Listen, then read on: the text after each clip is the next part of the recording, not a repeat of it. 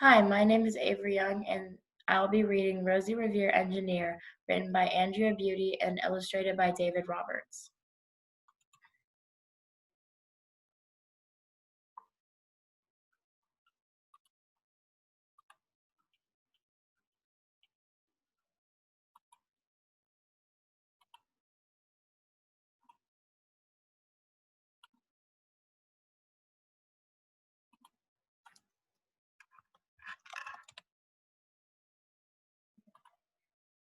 Rose Revere, Engineer by Andrea Beaty, illustrated by David Roberts.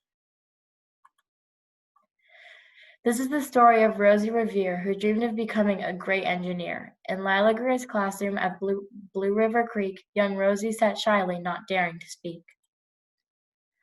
But when no one saw her, she peeked in the trash for treasures to add to her engineer stash. And late at night, Rosie rolled up her sleeves and built in her hideaway under the eaves. Alone in her attic, the moon high above, dear Rosie made gadgets and gizmos she loved. And when she grew sleepy, she hid her machines far under the bed where they'd never be seen. When Rosie was young, she had not been so shy. She worked with her hair swooped over one eye and made fine inventions for uncles and aunts, a hot dog machine, a hot dog dispenser, and helium pants.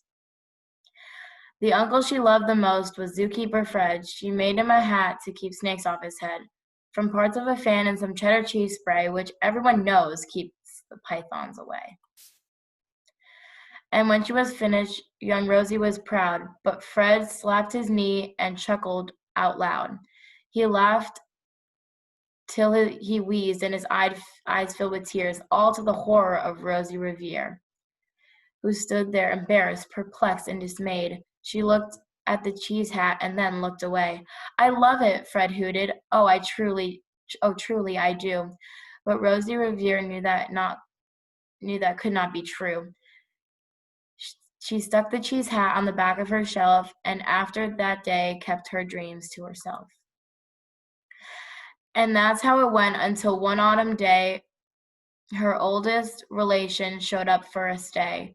Her great-great-aunt Rose was a true dynamo who worked building airplanes a long time ago. She told Rosie tales of things she had done and goals she had checked off her list one by one. She gave a sad smile as she looked to the sky. "The only thrill left on my list is to fly. But time never lingers as long as it seems. I'll chalk that one up as to an old lady's dreams."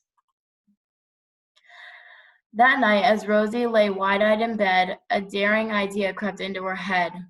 Could she build a gizmo to help her aunt fly? She looked at the cheese hat and said, "No, not I."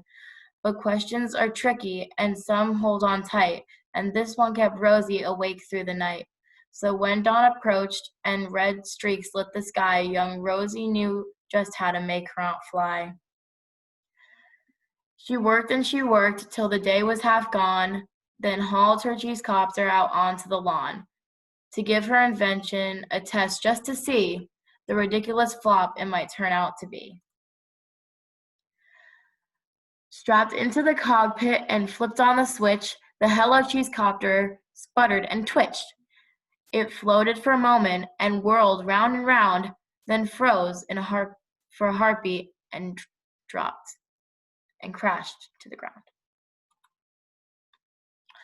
Then Rosie heard laughter and turned round to see the old woman laughing and slapping her knee. She laughed till she wheezed and her eyes filled with tears, all to the horror of Rosie Revere, who thought, "Oh no, never, not again, not ever again will I try to build something to sputter or spin or build with a lever, a switch, or a gear, and never will I become a great engineer."